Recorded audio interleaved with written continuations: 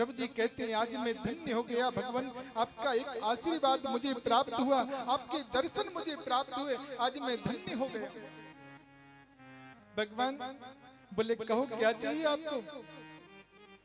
ध्रुव जी कहते हैं संतों के चरणों की प्रीति हो जाए, संतों के चरणों में मेरी प्रीत हो जाए, उत्तरोत्तर भक्ति में वृद्धि में मन होती रहे। भगवान ने सोचा भक्ति तो मांग रहा है, संतों के चरणों में प्रेम तो मांग रहा है, परंतु वन में आकर के ध्रुव जी ने जो तपस्या की उसका मूल उद्देश्य क्या है? ध्यान दें। ऊपर से आप क्या बोलते हो कि एक बात अलग है, मन में क्या सोच रहे थे भिन्न बात है। परमात्मा तो सर्व अंतर्यामी है, तन की जाने मन की जाने, जाने चित्त की चोरी, और ऐसे प्रभु से कहा छिपो जाके हाथ में सबकी डोरी। प्रभु ने देखा भक्ति मांग रहा है, प्रेम मांग रहा है, लेकिन जंगल में तपस्या करने का मूल उद्देश्य कुछ और था। जो सौतेली माँ के कारण हम राजगद्दी पर बैठकर ही दिखाएंगे, ये बोल करके आया था। प्रभु ने सोचा इसके मन में जो इच्छा है राजगद्दी पाने की, ऊपर से कह रहा है मुझे भक्ति चाहिए। इसीलिए ध्रुव जी को यद्यपि भक्ति तो प्राप्त है, लेकिन राजगद्दी भोगे बगैर अनन्य भक्ति कैसे मिलेगी? भगवान ने कहा बेटा जाओ पहले राज्य करो, उसके बाद में भक्ति करो।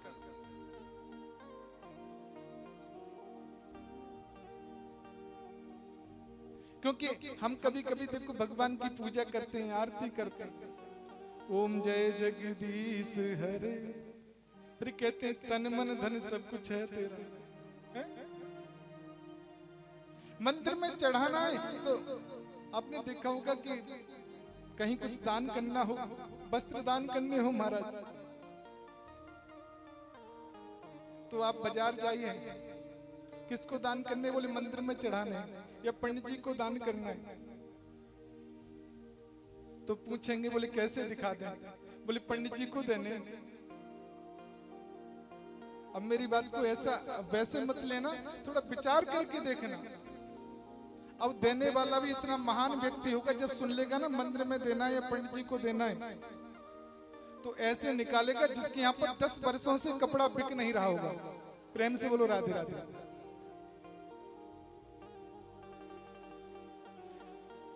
तो पंडित जी के नाम पर इस तरह से निकालेंगे। परमात्मा को भक्ति अच्छी नहीं लगती, या देवताओं के नाम पर या पितरों के नाम पर।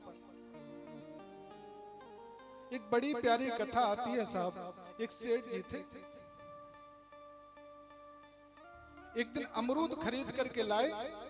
जब अमरूद लेकर के आए तो उसमें देखा कि एक जो अमरूद था ना, वो थोड़ा सा मुलायम था, पिलपिला था।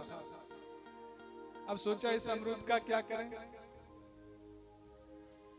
बोले चलो आज हनुमान जी का दिन है, मंगलवार है, हनुमान जी को जाकर के चढ़ा आता। जाकर के हनुमान जी को अमरूद चढ़ा दिया। हाथ जोड़ के कहा हे हनुमान जी महाराज मुझे एक पोता दे दो। प्रेम से बोलो जय श्री कृष्ण। हनुमान जी की बड़ी सुंदर स्तुति करी, प्रार्थना करी, हनुमान जी महाराज पोता हो जाए, पोता हो जाए। हनुमान जी ने आशीर्वाद दे दिया। कुछ दिनों के बाद उनके यहाँ पर पोता हुआ। अब पोता हुआ, पोता होते ही उसका जो सिर था बड़ा मुलायम था, बड़ा पिलपिला था। फिर हनुमान जी महाराज के मंदिर पहुंचे। ए हनुमान जी तुमने मुझे कैसा पोता दिया? हनुमान जी बोले भैया जैसो तेरो अमरूद तैसो मेरो पोता। तो कहने का भाव क्या? भगवान पर चढ़ाओ, भगवान के लिए जो समर्पण करो वो अच्छे से अच्छा करो। आज ध्रुव जी ऊपल्ले मन से मांग रहे मुझे संतों के चरणों में प्रीति चाहिए, मुझे आपकी भक्ति चाहिए, लेकिन मन में क्या सोच करके आए थे कि मैं राजगद्दी पर बैठूंगा। भगवान कहते हैं मन में तो तुम्हारी राजगद्दी पाने की इच्छा से वन में आए थे, और राजगद्दी पाने बिना आपको प्रभु भक्ति नहीं मिल सकती है। बेटा जाओ, जाकर के राज्य करो, राज्य सुख भोगने के बाद में और मेरी भक्ति करो। पहले अपना राज्य संभालो। ध्रुव जी लौट करके आते हैं। जैसे ही ध्रुव जी के पिता को पता चली, पूरे नगर को सजवा दिया। ध्रुव जी को रथ भेज दिया लेने के लिए। रथ पर बिठा करके नगर में रथ यात्रा निकाली गई। तो ये सब किसकी कृपा से हुआ बंधु? गोस्वामी तुलसीदास जी महाराज कहते हैं, जा पर कृपा राम की होई, वहाँ पर कृपा करें सब कोई। जब पर श्री हरि की कृपा है, श्री गोविंद की कृपा है, उसके ऊपर सभी कृपा करते हैं। वो कृपा कब होगी? जब उसके मार्ग पर चलेंगे। ध्रुव जी ने सर्वप्रथम महल में प्रवेश किया, अपनी सौतेली माँ के चरणों में प्रणाम किया। परमात्मा से मिलने की प्रेरणा जो देता है वो शत्रु नहीं होता, वो हमारा परम मित्र होता है। सौतेली माँ के चरणों में गिर करके ध्रुव जी कहते, माँ आप यदि ध्रुव वचन नहीं कहती, आपके वचन यदि करवे नहीं होते, तो आज मुझे नारायण की प्राप्ति कैसे होती। उसके बाद ध्रुव जी अपने पूज्य पिताजी के चरणों में प्रणाम किया है, अपनी माँ सुनीति के चरणों में प्रणाम किया। आज ध्रुव जी राजा बन गए, राज्य करने लगे। इधर उत्तानपाद ध्रुव जी को राजगद्दी पर विराजमान करके वन के लिए चले जाते हैं।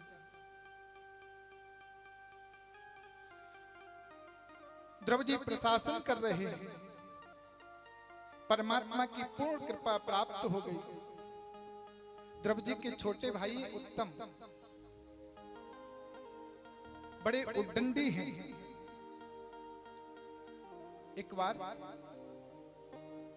यक्षों के बगीचे में चले गए और उत्तम ने जो बगीचा था उसको उजाड़ने लगे, तोड़ने लगे। महाराज यक्षों ने समझाया, आप हमारे महाराज के छोटे भाई हो, आप हमारे बगीचे को मत उजाड़ो, मत तोड़ो। अब उत्तम नहीं माने तो कहा सुनी हुई, फिर हाथापाई हुई और उसमें उत्तम की मृत्यु हो जाती है। ये जो बगीचा था कुबेर महाराज का था। जब ध्रुव जी महाराज को पता चली, सैनिकों को साथ में लेकर के रथ पर सवार होकर के निरपराध यक्षों का वध करने के लिए उतारू हो गए, मारने लगे। अपने उद्दंड भाई की मृत्यु के बदले अनेकों निरपराध यक्षों को मारना ये साधु का लक्षण तो नहीं है, ये किसी भक्त का लक्षण तो नहीं। फिर ध्रुव जी ने ऐसा क्यों किया? इसका सीधा सा जवाब है कि महात्मा ध्रुव को भगवान का दर्शन तो हुआ, परंतु अभी उनको सत्संग नहीं मिला।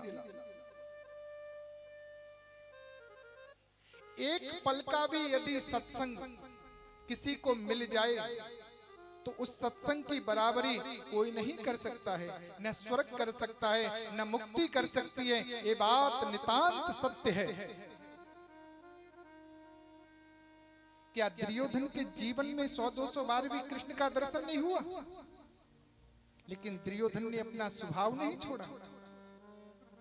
कहते ना, हल्दी तजती ना तजे, खटिया ने तजे आम, नीच अवगुण ना तजे, कितनो बने गुलाम। हल्दी अपने रंग को नहीं छोड़ सकती, आम खटासपन नहीं छोड़ सकता है। दुर्योधन के सामने जब कृष्ण पहुंचे शांति दूत बन करके, कहा पांडवों के लिए 5 नगर दे दो। बोले नहीं दे सकता। बोले 5 गांव दे दो। नहीं दे सकता। बोले 5 घर दे दो। बोले नहीं दे सकता। बिना युद्ध के सुई के नोक के बराबर भी जगह। लेकिन दुर्योधन माना नहीं माना भगवान कृष्ण की बात को भी। इसी तरह से व्यक्ति का जो स्वभाव है वो छूट नहीं सकता। छूटेगा तो कैसे? ध्रुव जी को भगवान के दर्शन तो हुए, लेकिन उनको सत्संग नहीं मिला। शिशुपाल को जब भी कृष्ण सामने आते हैं, शिशुपाल गाली ही देता है। रावण और राम दोनों आमने सामने खड़े हुए हैं, लेकिन रावण ने हार नहीं मानी। इसका सीधा सा अर्थ है कि भगवान का दर्शन तो मिला था, लेकिन सत्संग उनको नहीं मिला। नारद जी ने ध्रुव जी की परमात्मा के दर्शन का मंत्र तो बता दिया, लेकिन आत्म ज्ञान का जो सत्संग उन्हें अभी नहीं मिला। और बिना सत्संग के जीव का मोक्ष नहीं मिल सकता, क्योंकि रामायण में गोस्वामी तुलसीदास जी महाराज कहते हैं, बिन सत्संग विवेकन होई, राम कृपा बिन सुलभन सोई। बिना सत्संग के विवेक माने ज्ञान की प्राप्ति नहीं हो सकती है। ऋते ज्ञानार्थ मुक्ति, और बिना ज्ञान के मुक्ति संभव नहीं है, और वो ज्ञान की प्राप्ति बिना गुरु के संभव नहीं है। न हम हंस करके सीखे हैं, न हम रो करके सीखे हैं, जो कुछ भी सीखे हैं सतगुरु के होकर के सीखे हैं। बिना सत्संग के जीव को विवेक नहीं मिलता। राम की कृपा बिना सत्संग भी सुलभ नहीं हो सकता। आज हम सब लोग इस प्रांगण में बैठे हुए हैं। हमारे श्रीमान श्री मुकेश गर्ग जी, समस्त अग्रवाल परिवार, तो ये सब किसकी कृपा है? वो मेरे गोविंद की कृपा है। बिना गोविंद की कृपा की यह सब संभव नहीं है। और सत्संग का चस्का जिसको भी लग गया, सत्संग का अनुराग एक बार जिसको आ जाए, ध्रुव जी महाराज यक्षों को मारने पर तुले हुए हैं। परम वंदनीय ध्रुव जी के पर बाबा जी स्वयंभू मनु महाराज पधारे। ध्रुव जी को आकर के सुंदर उपदेश दिया, बेटा ध्रुव इस मार्ग पर तुम चल रहे हो, ये ऋषिकेश के अनुवर्तियों का मार्ग नहीं है, ये परमात्मा के भक्तों का मार्ग नहीं है। आप तो नारायण के परम लाडले भक्त हो बेटा, भगवान के भक्तों का लक्षण ये नहीं है। क्योंकि कड़कड़ में परमात्मा का दर्शन करना, उस उद्दंड भाई के लिए हजारों निरपराध यक्षों को मत मारो, ये कहाँ की धार्मिकता है? अरे बेटा, भक्त को तितिक्षु होना चाहिए, करुणावान होना चाहिए, दयावान होना चाहिए। ये भक्ति के विपरीत कार्य है। एक संत स्नान कर रहे थे एक बार एक सरोवर में, एक बार नदी में।